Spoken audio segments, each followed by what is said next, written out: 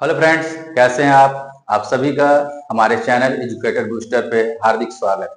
हम लोग previous years के क्वेश्चन डिस्कशन कर रहे थे प्राचीन भारतीय इतिहास के संदर्भ में, और 70वीं बीपीएससी के जितने भी हिस्ट्री से रिलेटेड क्वेश्चन आए हैं उसका धीरे धीरे हम लोग डिस्कशन कर रहे हैं। अभी प्राचीन भारत का इतिहास के बारे में जो भी क्वेश्चन आया हुआ है उसका डिस्कशन चल रहा है। तो हम लोग डिस्कशन को आगे बढ़ाते हैं और देखते हैं अपने पहले क्वेश्चन।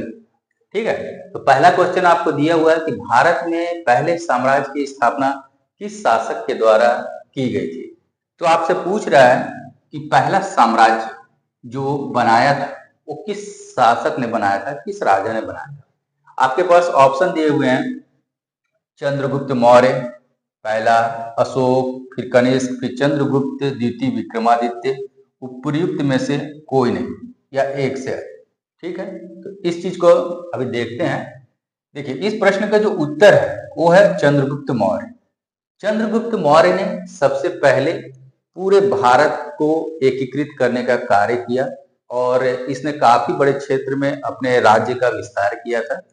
इसको देखिए, जैसे मान लीजिए कि ये भारत है, एक मैप के थ्रू मैं आपको बताता हूँ, और ये पाकिस्तान का इलाका है और ये कुछ अफगानिस्तान का इलाका है। यहाँ पाकिस्तान लिख लीजिए और ये अफगानिस्तान का इलाका है। ये पूरा भारतवर्ष है यहाँ तक पूरा, और ये एरिया यहाँ तक पूरे एरिया में इसके साम्राज्य स्थापित थे और इसने पूरे एरिया में अपना एक प्रशासनिक व्यवस्था बनाया, अपने प्रांतपतियों को नियुक्त किया।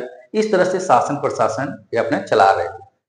अगर देखा जाए तो अगर ब्रिटिश काल से अगर तुलना किया जाए तो उससे भी ज्यादा क्षेत्रफल में इसके राज्य का विस्तार था। इसलिए कहा जाता है कि सबसे पहले चंद्रगुप्त मौर्य ने पूरे भारत को राजनीतिक रूप से एकीकृत करने का प्रयास किया था। ठीक है, तो आपका उत्तर हो जाएगा चंद्रगुप्त मौर्य ने पहले साम्राज्य की स्थापना की। ठीक है, बढ़ते हैं हम अपने अगले क्वेश्चन की तरफ। अगला क्वेश्चन है, निम्न में से किस मौर्य राजा ने दक्कन की विजय प्राप्त की थी। ठीक, अशोक, चंद्रगुप्त, बिंदुसार या कुणाल। देखिए, ये चारों के चारों जो है, अशोक, चंद्रगुप्त, बिंदुसार और कुणाल, ये मौर्य वंश के शासक हैं। आप मौर्य वंश के राजाओं का नाम थोड़ा अच्छे से याद रखिएगा, क्योंकि मगध के पूरे क्षेत्र में और पूरे भारतवर्ष में मौर्य वंश जो था बहुत ही मतलब कि काफी बड़े क्षेत्रफल में इनके राज्य का विस्तार था और बहुत ही एक सिस्टमैटिक ढंग से जो प्रशासनिक व्यवस्था की जो नींव डाली थी वो मौर्यों ने ही डाली थी। इसलिए इस राजवंश के जो राजा हैं, कुछ कुछ राजाओं का नाम आप याद रखिएगा। ठीक है ना, तो इसका आंसर हो जाएगा दक्कन की विजय जिसने प्राप्त की थी वो है चंद्रगुप्त मौर्य। देखिए, हम जो देख रहे हैं इसी मैप में आप देख लीजिए, ये जो पूरा इलाका है, जो दक्षिण का इलाका है, दक्कन का इलाका कहलाता है। ठीक है, इसमें महाराष्ट्र, कर्नाटक, फिर इधर आंध्र प्रदेश का इलाका, ये सब पूरा इसने विजित किया है। ठीक है ना, और ये जो साउथ का जो इधर का इलाका है, केरल और तमिलनाडु, ये थोड़ा सा कुछ छूट गया था। और इधर कलिंग का जो एरिया है, ये भी कलिंग का एरिया, ये भी मतलब कि छूटा हुआ था। कलिंग हो गया और दक्षिण का इलाका, ठीक है ना, ये उनके क्षेत्र से बाहर का क्षेत्र था। मतलब कि चंद्रगुप्त जो मौर्य था, जितना भी यहाँ मैंने लाइन खींचा हुआ है यहाँ तक इसके शासन का विस्तार था। ठीक है ना, लेकिन ये जो नीचे का इलाका है, जो दक्षिण का इलाका है, फिर ये कलिंग का जो एरिया है, ये इनके मतलब कि सीमा से बाहर था। ठीक है ना, तो इस चीज को आप याद रखिएगा कि मौर्य राज्य में सबसे पहले दक्कन की विजय किसने प्राप्त की थी, चंद्रगुप्त मौर्य ने की थी। ठीक है, हम अपने बढ़ते हैं नेक्स्ट क्वेश्चन की ओर। हेलो फ्रेंड्स, आगे बढ़ते हैं अपने नेक्स्ट क्वेश्चन की ओर। देखते हैं क्वेश्चन नंबर 3। कौटिल्य की पुस्तक अर्थशास्त्र किस विषय पर आधारित है। ठीक है, आपके ऑप्शन दिए हुए हैं, ए आर्थिक संबंध, बी शासन कला के सिद्धांत और अभ्यास, सी विदेश नीति, डी धन संचय, और पांचवा ऑप्शन बना दिया है उपयुक्त में से कोई नहीं या एक से अधिक। ठीक है, तो सबसे पहले तो आपको ये पता होना चाहिए कि कौटिल्य ने एक महत्वपूर्ण पुस्तक लिखी थी जिसका नाम है अर्थशास्त्र। तो देखिए, इस चीज को हमेशा याद रखिए और हर एग्जाम में पूछता है, चाहे आप किसी भी एग्जाम की तैयारी कर रहे हो, अर्थशास्त्र के बारे में पूछता है कि अर्थशास्त्र नामक बुक किसने लिखी, ऐसे पूछेगा, या फिर पूछेगा कि कौटिल्य की बुक कौन सी। ठीक है ना। तो कौटिल्य ने क्या लिखा था? अर्थशास्त्र।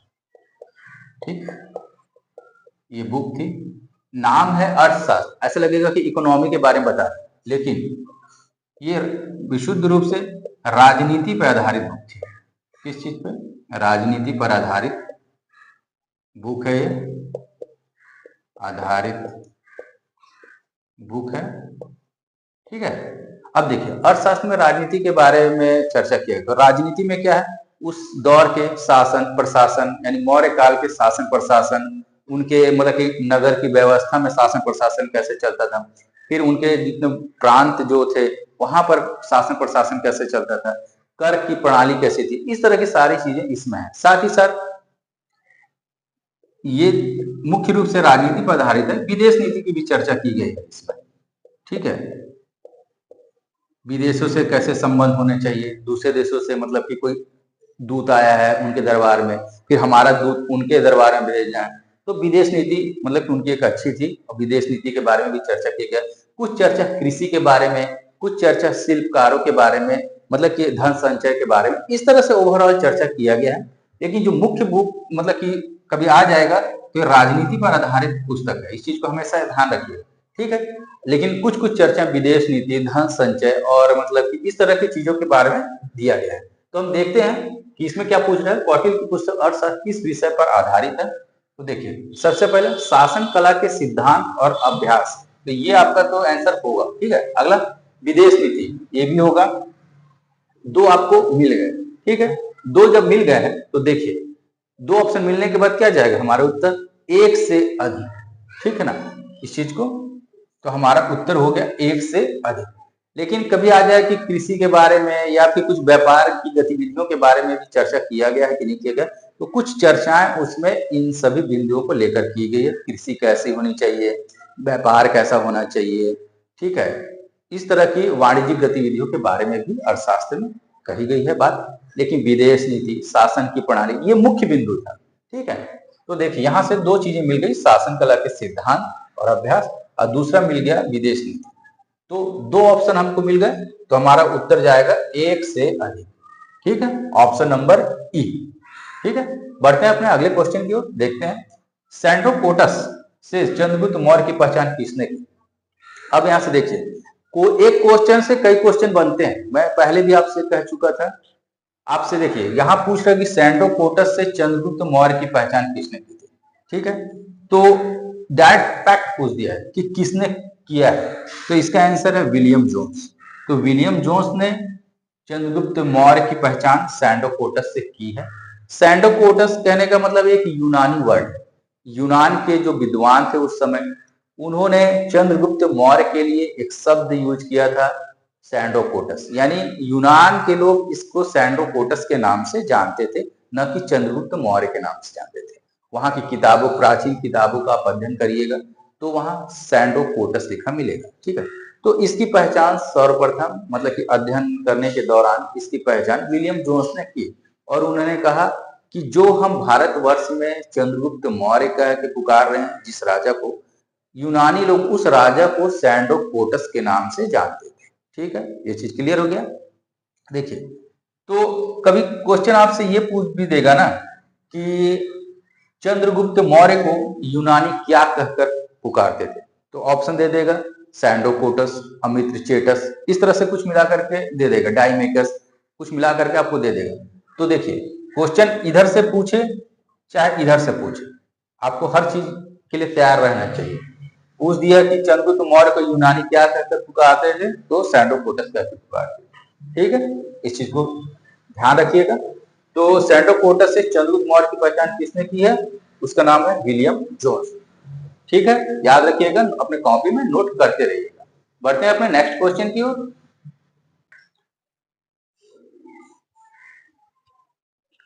अगला क्वेश्चन देखते हैं, क्वेश्चन नंबर 5। लिखा हुआ है कि जिसके ग्रंथ में चंद्रगुप्त मौर्य का विशिष्ट रूप से वर्णन किया गया है वो कौन थे? तो आपके पास ऑप्शन दिए हुए हैं, ए भास, बी शूद्रक, सी विशाखदत्त और डी अशोक। कौन, किनके बुक में चंद्रगुप्त मौर्य का विशेष रूप से वर्णन किया गया? तो इसका आंसर होगा विशाखदत्त। तो देखिए, विशाखदत्त की एक बुक है कई बार पूछी जाती है, उसको लिख लीजिए। विशाख दत्त की एक बुक है, उस बुक का नाम है मुद्रा राक्षस। मुद्रा राक्षस, ठीक है। इस बुक में चंद्रगुप्त मौर्य के बारे में विशेष रूप से वर्णन किया गया है। इसको यहाँ लिख लीजिए कि चंद्रगुप्त मौर्य के बारे में इसमें विशेष रूप से वर्णन मिलता है, मौर्य के बारे में कहा गया है।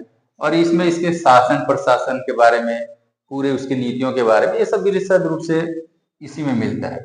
शासन प्रशासन, मतलब कि चंद्रगुप्त मौर्य जब शासन प्रशासन चलाते थे उनके बारे में ये सब कहा गया है। साथ ही साथ जो ये विशाख दत्त ने मुद्रा राक्षस जो बुक लिखी, उसमें इसे चंद्रगुप्त मौर्य को वृषल और कुलहीन से संबोधित किया गया है। उन्होंने अपने बुक में कुछ लिखा है इस तरह से, ये वृषल था, कुलहीन था, इस तरह से इस चीजों को ध्यान में रखिएगा। फिर देखिए इसमें और भी ऑप्शन दिए हुए हैं। शूद्रक, इसकी भी एक बहुत ही फेमस बुक है, उसको यहाँ पर लिख लीजिए। शूद्रक का क्या बुक है? वृक्ष कटिकम। कई बार प्रश्न पूछा गया है कि वृक्ष कटिकम किसका बुक है? शूद्रक का। या फिर पूछ देगा कि शूद्रक की बुक क्या है, मतलब इधर से पूछ ले चाहे इधर से पूछ ले। वृक्ष कटिकम किसकी बुक है? शूद्रक की। या शूद्रक ने कौन सी बुक लिखी है? तो वृक्ष कटिकम।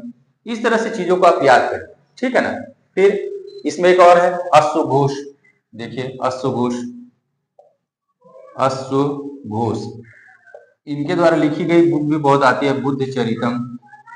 बुद्ध चरितम, ठीक है ना। बुद्ध चरित्र या बुद्ध चरितम एक ही है।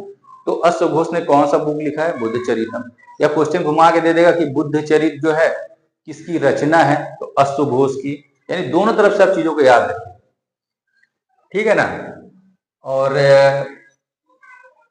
ये भास है, ठीक है ना। तो भास की भी एक बहुत बड़ी एक अच्छी नाटक थी, उसको भी आप याद रख लीजिए, कभी प्रश्न पूछ सकता है परीक्षा में। भास की चारुदत्त पे आधारित इन्होंने एक नाटक लिखी थी, उसका नाम था दरिद्र चारुदत्त। चारुदत्त, ठीक है ना। इसको याद रखिएगा, कभी आपसे पूछ ही सकता है कि दरिद्र चारुदत्त जो नाटक था वो किसने लिखा था? तो भास ने लिखा था, ठीक है। आगे बढ़ते हैं अपने नेक्स्ट क्वेश्चन की ओर। मेगास्थनीज दूत था, मतलब मेगास्थनीज को किसने दूत बना करके भेजा? कहाँ का दूत था? अब किसका दूत था? तो मेगास्थनीज दूत था सेल्यूकस निकेटर का, ठीक है। सेल्यूकस निकेटर क्या कौन थे? ये जैसे सिकंदर महान जो था, सिकंदर महान की जब मृत्यु हो गई, भारत से वापस जाने के क्रम में सिकंदर की मृत्यु कहाँ हुई थी? बेबीलोन में हुई थी। आगे जाकर के उसी का सेनापति था सेल्यूकस निकेटर, वहां का राजा बना। और राजा बनने के बाद इसका जो संघर्ष हुआ चंद्रगुप्त मौर्य से भी हुआ, ऐसा कहा जाता है, जिसमें इसे सेल्यूकस को पराजय का सामना करना पड़ा। बाद में दोनों के मध्य में संधि हो गई, और संधि के उपरांत उसने मेगास्थनीज को चंद्रगुप्त मौर्य के दरबार में राजदूत बना करके भेजा। तो सेल्यूकस निकेटर ने मेगास्थनीज को चंद्रगुप्त मौर्य के राज दरबार में दूत बनाकर भेजा था, ठीक है। ये यूनानी था। और सबसे महत्वपूर्ण बात यह है कि मेगास्थनीज की एक बहुत फेमस बुक है, कई बार परीक्षा में पूछता है मेगास्थनीज की जो बुक है उस बुक का क्या नाम है? तो देखिए उसका नाम है इंडिका, ठीक है।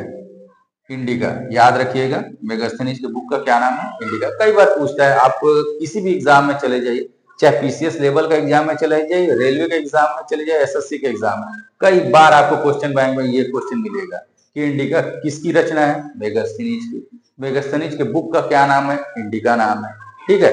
ये यूनानी था, इस चीज को भी याद रखिएगा। किसके राज दरबार में आया?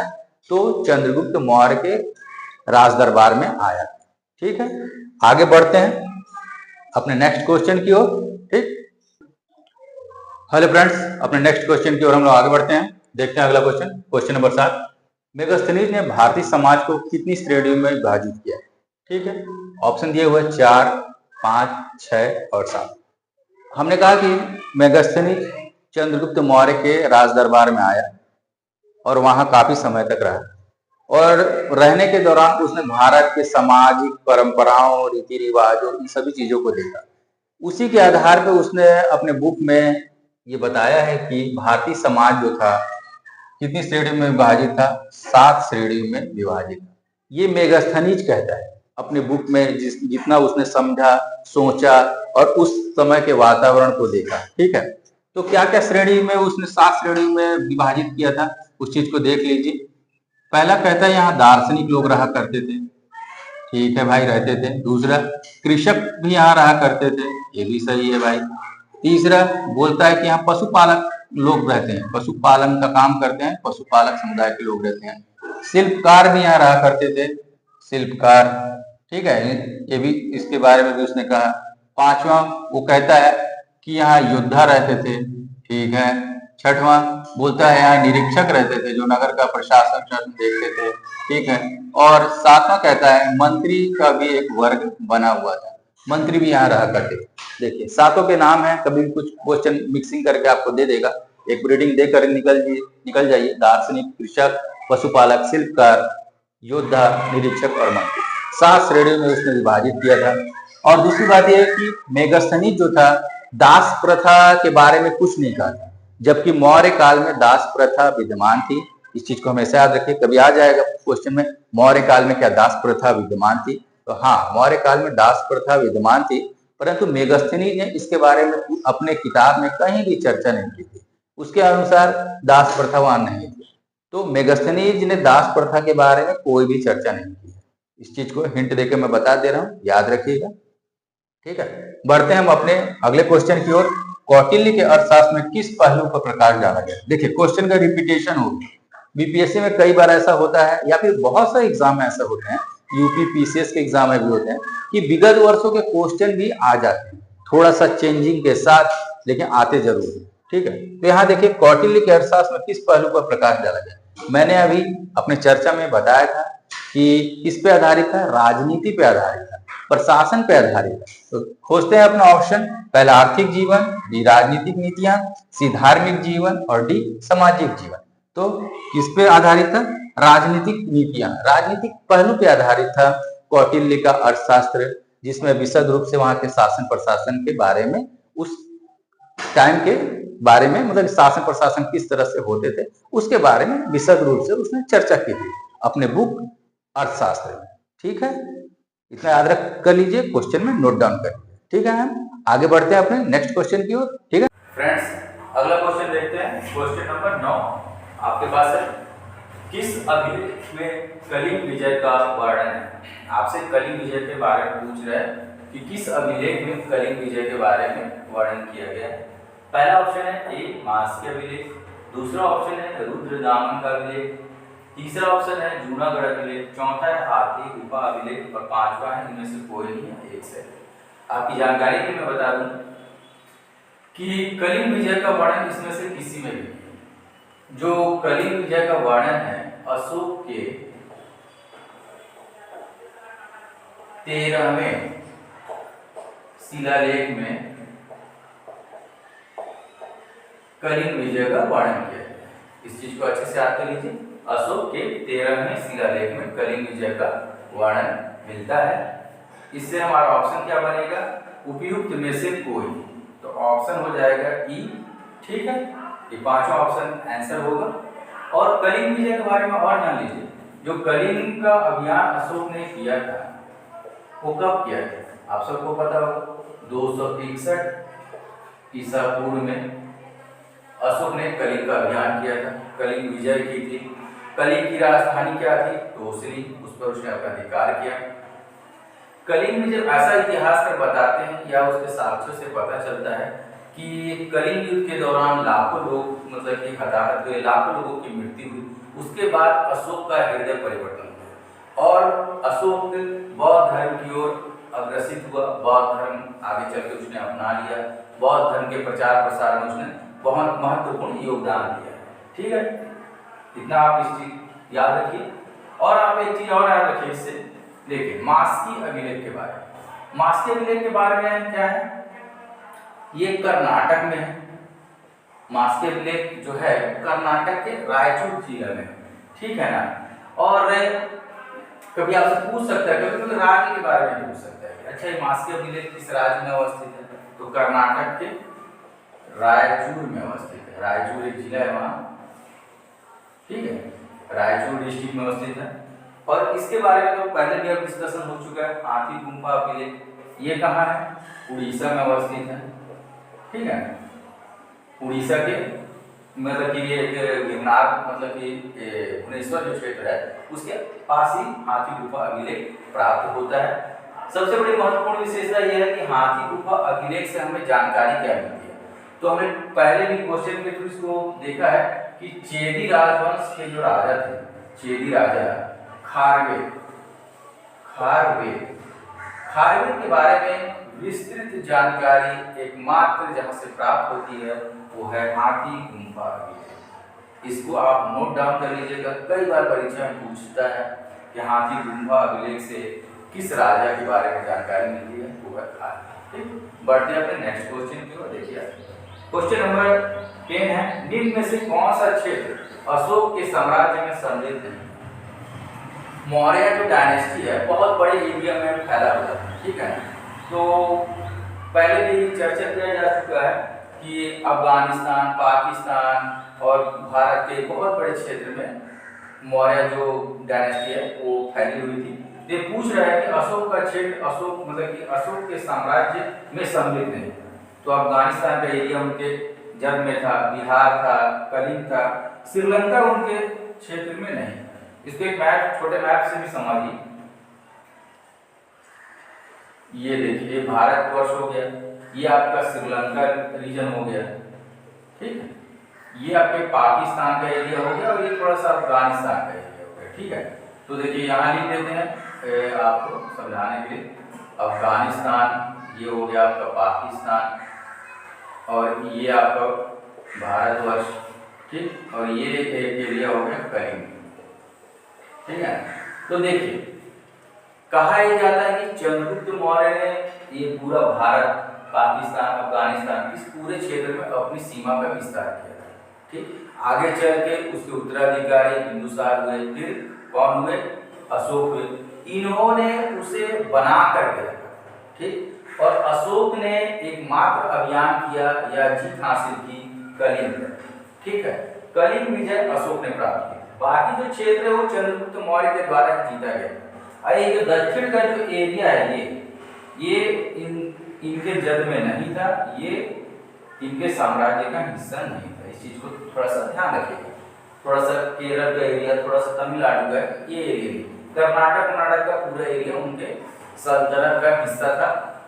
किस वंश का? मौर्य वंश का, ठीक है। इस चीज को आप ध्यान रखिएगा। तो अशोक के साम्राज्य का हिस्सा कौन नहीं था? तो श्रीलंका नहीं, क्योंकि श्रीलंका देखिए बहुत नीचे यहाँ पड़ता है, यहाँ पर था श्रीलंका। आज श्रीलंका बोलते हैं इसको, पहले जम्मू द्वीप भी बोला करते थे इसको। तो देख लीजिए, ठीक है। इन सब को अपने फ्रेश कॉपी में नोट करते रहिएगा, रिवीजन करने में आसानी होती है। अब क्वेश्चन डिस्कशन करने से ज़्यादा कई चीजें आपको क्वेश्चन में मिल जाएंगी, उसको वहीं पर याद कर लीजिए, मेमोराइज कर लीजिए, ठीक है। बढ़ते हैं नेक्स्ट क्वेश्चन की ओर। अगले क्वेश्चन देखते हैं, क्वेश्चन नंबर 11। पाटलिपुत्र में अवस्थित चंद्रगुप्त का महल मुख्यतः बना हुआ था, किस चीज का बना हुआ था? ईंटों से निर्मित था, पत्थरों से बना हुआ था, लकड़ी से बना हुआ था या मिट्टी से बना हुआ था? तो देखिए यह लकड़ी का बना हुआ था। चंद्रगुप्त का जो महल है वो आपके कुमरार में, पटना के पास एक जगह है, वहाँ एक राजप्रसाद प्राप्त हुआ, ठीक है। वो लकड़ी से निर्मित था। इतिहासकार उसके रिसर्च करने के बाद पूरी तरह से बताया है। ये राजप्रसाद बहुत ही भव्य थे, ठीक है। ये इनके आर्ट एंड कल्चर का एक विस्तृत नमूना है, जिसमें आर्ट एंड कल्चर में क्या होता है, वास्तुकला में क्या पढ़ते हैं, उनके महल कैसे थे, उन्होंने किले का निर्माण किस तरह से करवाया था, इन सब चीज़ों का अध्ययन किया जाता है आर्ट एंड कल्चर में। तो उसी से रिलेटेड एक क्वेश्चन पूछ दिया कि चंद्रगुप्त का महल किस चीज़ से निर्मित था? तो किससे बना हुआ था? लकड़ी का बना हुआ था। आगे चलकर इसी में एक कदम और बढ़ाते हुए पत्थरों का प्रयोग होने लगा। तो पत्थरों का प्रयोग कब से होने लगा? अशोक के काल से। अशोक ने अपने मतलब कि महल जो भी निर्माण कार्य हो रहे थे उसमें पत्थरों का प्रयोग शुरू कर दिया और पत्थरों पर एक चमकदार पॉलिश की परंपरा शुरू की गई। ये परंपरा कहाँ से शुरू हुई है? मौर्य काल से। इस चीज को आप जान लीजिएगा। पत्थरों पर पॉलिश, पत्थरों पर चमकदार पॉलिश पर चमकदार, पॉलिश। ये आपके मौर्य काल में आया और अशोक से स्टार्ट हुआ। मौर्य काल की देन है, मौर्य काल की देन है, ठीक है। अशोक ने शुरुआत की थी इसकी, ठीक है। अपने मतलब कि महलों को बनाने में जो भी चीजें उसने निर्माण कार्य किए हैं अशोक ने, उसमें उसने पत्थरों का बहुत बड़ा प्रयोग किया। बाद में जाकर के उसने अभिलेख भी पत्थरों पे ही खुदवाए, जैसे शिलालेखों पे, स्तंभ लेखों पे, फिर गुफा लेखों पे। तो कई जगह अशोक के अभिलेख मिले हैं, यानी उसने पत्थरों का प्रयोग बड़े पैमाने पे किया है। और उसपे कई जगह पे उस पत्थरों पे क्या मिला, एक चमकदार पॉलिश मिली। इस चीज को आप ध्यान रखिए, ठीक है। तो चंद्रगुप्त का महल कैसा था, लकड़ी का बना। अगला क्वेश्चन देखते हैं, अशोक के धम्म का मूल संदेश क्या है। धम्म क्या है? युद्ध के बाद उसके मन में शांति, अहिंसा, इस तरह की भावनाएं जगी। उसने युद्ध का पूरी तरह से परित्याग किया और बौद्ध धर्म को अपना लिया। तो जगह जगह उसने शिलालेख, अभिलेख, बहुत सारे स्तंभ लेख खुदवाए। तो उसमें क्या क्या चीजें थी, शांति और अहिंसा की बातें थी, धार्मिक सहनशीलता की बात थी। धार्मिक सहनशीलता का मतलब कि जब अशोक का जो पीरियड था उस समय जैन धर्म भी एक ओर बढ़ रहा था, बौद्ध धर्म भी बढ़ रहा था, ब्राह्मणवादी धर्म भी आगे की ओर बढ़ रहे थे। तो समाज में कई लोग मतलब कि अलग अलग धर्मों का पालन कर रहे थे, तो उनके बीच कोई वैमनस्य या हिंसा की घटना न हो, इसीलिए वो जनता को संदेश देता था कि धार्मिक सहनशीलता लोगों को अपनाना चाहिए, और वह सभी धर्मों का प्रयोग करता था। इस चीज को भी आप जान लीजिए। पहले वो ब्राह्मणवादी धर्म को ही फॉलो करता था, बाद में जाकर उसने बौद्ध धर्म अपना लिया। तो समाज में किसी तरह की मतलब कि कटुता न उत्पन्न हो जाए, इसलिए लोगों को धार्मिक सहनशीलता की बातें वो बताता था। और प्रशासन सुचारू रूप से चले, समाज अच्छे से रहे, तो उसके लिए जरूरी था शांति एवं अहिंसा की बातें लोगों तक पहुंचाना। तो शांति एवं अहिंसा की बातें उसने की, धार्मिक सहनशीलता की बातें की। फिर लोगों को राजा के प्रति वफादार भी होना चाहिए, और राजा को लोग मतलब कि क्या बोलते हैं, वो हर लोगों को अपना पुत्र समझता है, ठीक है ना। इस चीज को भी आप अच्छे से पढ़िए। और बड़ों का सम्मान, लोगों में एक नैतिक मूल्य का विकास चाहता है। घर में जो भी बच्चे हैं अपने बड़ों का आदर करें, सम्मान करें, क्योंकि इसी से तो समाज डेवलप करता है ना। आज जो बच्चे सीखते हैं वो जा करके भविष्य में उस चीज को परिलक्षित करते हैं। तो अशोक इस चीज को पहले ही भली भांति समझ गया, इसीलिए उसने अपने अभिलेखों में धम्म की बात कही। तो इस तरह से वह सभी चीजों के बारे में उसमें जानकारी मिलती है। तो उपर्युक्त में से एक से अधिक, हमारा आंसर क्या होगा कि उपर्युक्त में से एक से अधिक। मतलब कि धम्म उसका एक व्यापक संकल्पना है, शांति की बात करता है, अहिंसा की बात करता है, धार्मिक सहनशीलता की बात करता है, बच्चे अपने बड़ों का आदर करें, राजा जो अपनी प्रजा के प्रति अच्छा व्यवहार करे, फिर प्रजा का भी कर्तव्य है राजा के प्रति ईमानदार रहे। इस तरह की एक व्यापक संकल्पना है धम्म, ठीक है। इस चीज को आप समझ गए। आगे बढ़ते हैं नेक्स्ट क्वेश्चन की ओर। अगला क्वेश्चन देखते हैं, क्वेश्चन नंबर 13। अपने अभिलेख में अशोक समानता किस नाम से जाने जाते हैं। मतलब कि अभिलेखों में अशोक का क्या नाम प्राप्त हुआ है, इससे क्वेश्चन पूछा है आपसे। चक्रवर्ती, प्रियदर्शी, धर्मदेव, धर्मकीर्ति या कोई नहीं, एक से है। सीधा फैक्ट से क्वेश्चन पूछ दिया आपसे। तो अशोक के अभिलेख में उसे प्रियदर्शी के नाम से पुकारा गया है। कहीं देवा नाम प्रिय भी मिलेगा, तो प्रियदर्शी के नाम से अशोक को जाना जाता है, ठीक है। अगला क्वेश्चन देखते हैं, क्वेश्चन नंबर 14। अशोक के शिलालेख में प्रयुक्त भाषा है, किस भाषा का प्रयोग अशोक के काल में हुआ। तो देखिए, अशोक ने शिलालेख में जिस भाषा का प्रयोग किया है वो है प्राकृत भाषा। उस कालखंड में प्राकृत भाषा, पाली भाषा यही ज्यादा प्रचलन में था।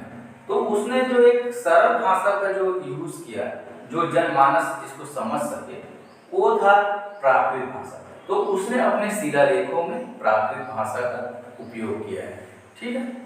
बढ़ते हैं अपने अगले क्वेश्चन की। Question number 15। ब्राह्मी लिपि को सर्वप्रथम किसने पढ़ा? एकदम सीधा फैक्ट से क्वेश्चन पूछ लिया है कि ब्राह्मी लिपि को किसने पढ़ा? तो जेम्स प्रिंसेस ने सर्वप्रथम अशोक के अभिलेख को पढ़ने का कार्य किया था। कई बार परीक्षा में पूछा गया है कि अशोक के अभिलेख को सर्वप्रथम किसने पढ़ा? यहाँ पूछ देगा कि ब्राह्मी लिपि को किसने पढ़ा, और कई जगह पूछ देगा कि अभिलेख को सर्वप्रथम किसने पढ़ा, तो उनका नाम है जेम्स प्रिंसेस। इन्होंने ही सबसे पहले अशोक के अभिलेखों को पढ़ने का कार्य किया था। देखिए अशोक ने जो अभिलेख लिखवाए थे,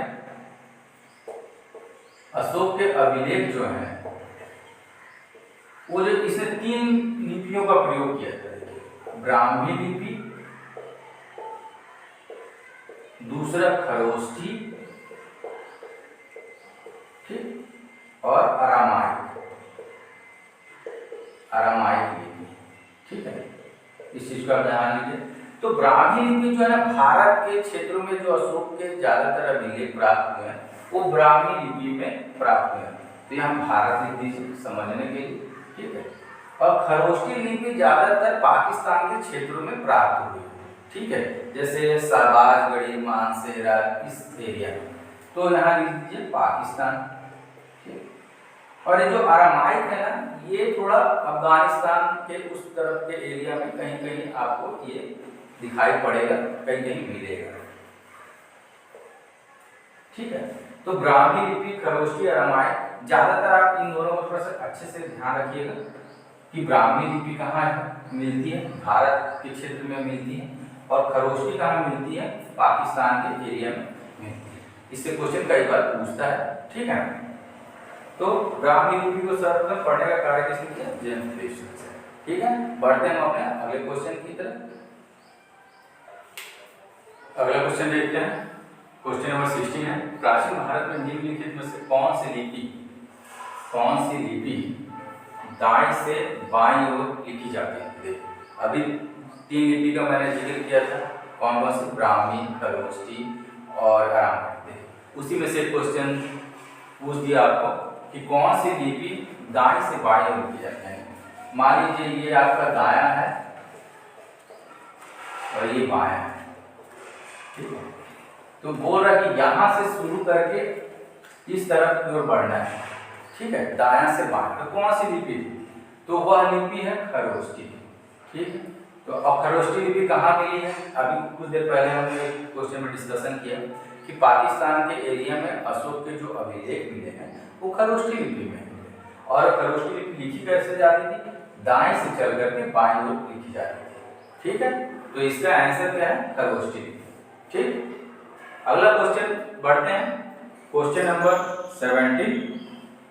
केवल वह स्तंभ जिसमें अशोक ने स्वयं को मगध का सम्राट बताया, उस स्तंभ अभिलेख के बारे में बात पूछ रहा है आपसे कि जहां पर उसने अपने आप को मगध का सम्राट बताया। बिल्कुल फैक्चुअल क्वेश्चन है। तो वह हमें भाभू स्तंभ लेख से मिलता है। ये कहां पर है? ये राजस्थान में है, ठीक, राजस्थान के जयपुर जिले में अवस्थित है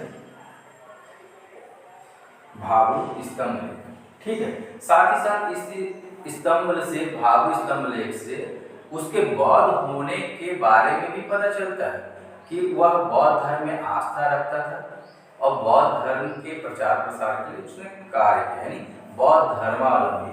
कभी पूछ दे दो परीक्षा में, तो अशोक बौद्ध धर्म में आस्था रखता था, फॉलो करता था, इसके बारे में भी आपको भाभू स्तंभ लेख से जानकारी मिलती है। तो बौद्ध धर्मावलंबी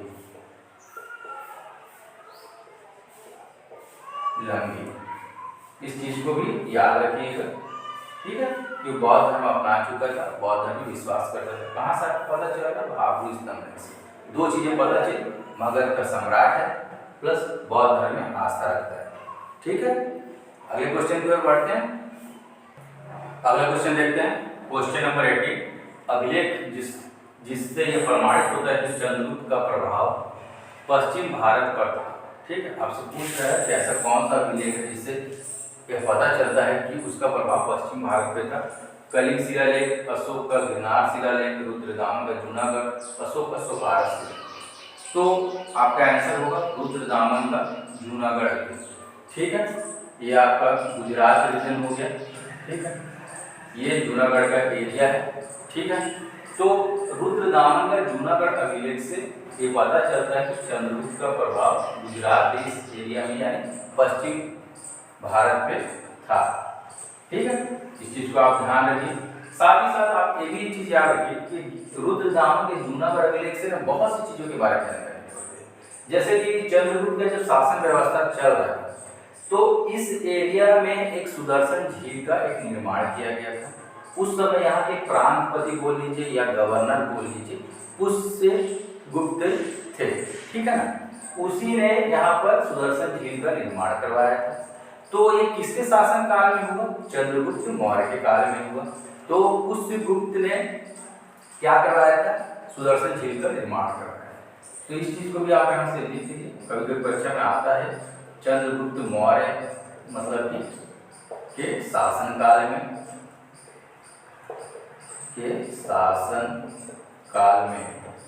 ठीक है, पुष्यगुप्त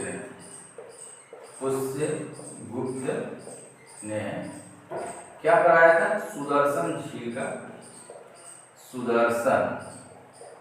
झील का निर्माण करवाया। ठीक है, आगे चल करके फिर अशोक का भी इसमें नाम जुड़ जाता है, क्योंकि जब सुदर्शन झील मतलब कि जीर्ण शीर्ण हो गई थी, तो बाद में उसका रिपेयरिंग का कार्य अशोक के काल में इस सुदर्शन झील का रिपेयरिंग मरम्मत का कार्य या पुनरुद्धार का कार्य हुआ। ठीक है, तो इस चीज को भी याद रखिएगा। क्या चंद्रगुप्त मौर्य का भी नाम उससे जुड़ा हुआ है, और किसने बनवाया था? पुष्यगुप्त ने बनाया था सुदर्शन झील का निर्माण, लेकिन राजा चंद्रगुप्त मौर्य। फिर अशोक के काल में इसका पुनरुद्धार हुआ। ठीक है, तो रुद्रदामन का जूनागढ़ अभिलेख। अगला क्वेश्चन है क्वेश्चन नंबर 90। पाटलिपुत्र में किस शासक ने सर्वप्रथम अपनी राजधानी बनाई?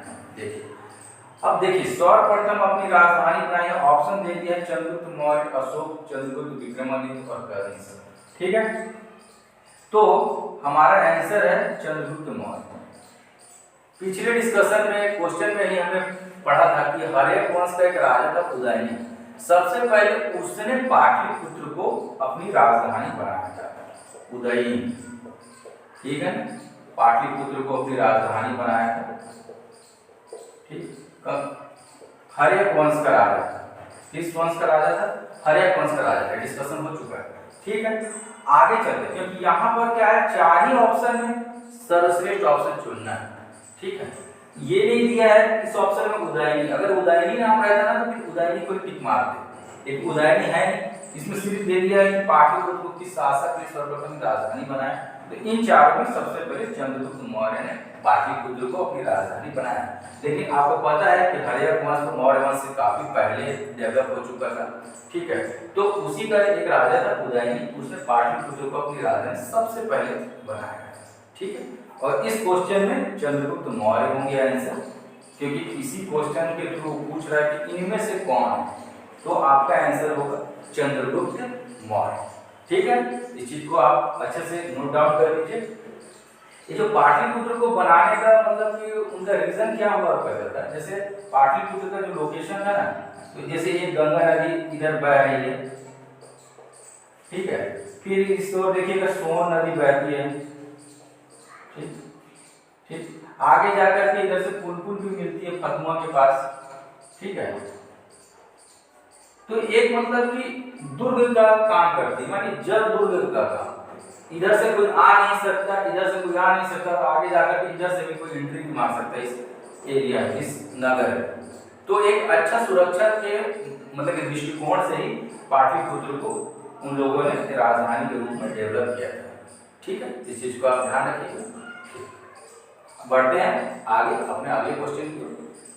अगला क्वेश्चन देखते हैं क्वेश्चन नंबर 20। देखिए, अंतिम मौर्य सम्राट कौन था?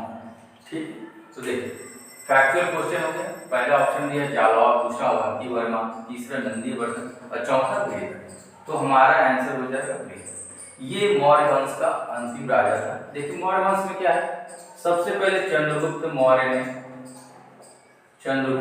हुए, इन्होंने मौर्य वंश की स्थापना की। ठीक, यहाँ लिख लीजिए संस्थापक। ठीक है, संस्थापक, इन्होंने मौर्य वंश की स्थापना की। फिर इसके क्रम में कौन आते हैं? बिंदुसार। मैं एक दो राजा का नाम आपको बता दे रहा हूँ क्योंकि आपको काम आएगा। बिंदुसार के बाद इनका पुत्र हुआ उत्तराधिकारी, बाद में जाकर बना अशोक। ठीक, और ये धीरे धीरे क्रम चलता रहा, ठीक मार दीजिए। और आगे जाके बृहदर इसके अंतिम राजा बने, अंतिम राजा। ठीक, ये अंतिम राजा हो। ठीक, इस चीज को आप नोट डाउन कर लीजिए। कभी कभी क्रम से पूछ देगा चंद्रगुप्त मौर्य, बिंदुसार, अशोक, ऐसे भी एक और राजा का नाम दे देगा। क्रम से बताएगा कि कौन सबसे पहले बना, कौन बाद में बना। ये सब चीजों को यहीं पर आप सीख लीजिए, क्योंकि आजकल हर एग्जाम में, चाहे रेलवे हो, पीसीएस का एग्जाम हो, बैंक, एसएससी, तो यही क्वेश्चन बहुत आने लगे। क्रम ही से पूछ देगा कि सबसे पहले कौन है। बिंदुसार का नाम आगे दे देगा, चंद्रगुप्त मौर्य नाम पीछे दे देगा। ये फर्स्ट में रहेगा। ठीक है, और अशोक यहाँ दे देगा, बिंदुसार यहाँ दे देगा। पढ़ा हुआ रहेगा तभी तो आप बना पाओगे ना। ठीक, तो देखिए चंद्रगुप्त मौर्य संस्थापक थे मौर्य वंश के। और अंतिम राजा जो बृहदर था, इसका एक सेनापति था पुष्यमित्र शुंग। ठीक, इसने इसका वध कर दिया। ठीक, और शुंग वंश की स्थापना की।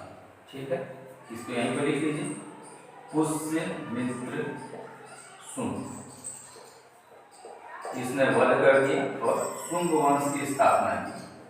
शुंग वंश की स्थापना। ठीक, शुंग वंश की स्थापना की पुष्यमित्र शुंग ने। ठीक, तो देखिए कहने का मतलब कुछ भी पूछ सकता है। कभी कभी क्या होता है कि कुछ वंश का कालक्रम दे देगा। जैसे यहाँ पर देखिए, जैसे ये नंद वंश हो गया, नंद वंश। ठीक, फिर आगे जाकर के क्या बनेंगे? मौर्य वंश, मौर्य वंश।